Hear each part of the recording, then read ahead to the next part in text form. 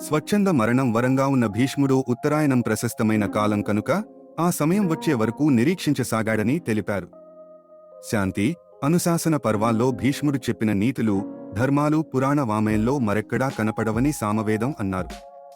భీష్ముడు శరతల్పం చేరాక కర్ణుడు సంగ్రామానికి వచ్చాడు. ద్రోణుడు సర్వసైన్యాధిపతి అయ్యాడు.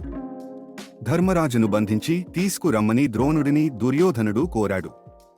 ధర్మరాజును వధించి తీసుకురమ్మనకుండా బంధించి తీసుకురమ్మనడంలో దుర్యోధనుని అంతరంగంలో మంచి భావాలు కలిగాయని భావించరాదు.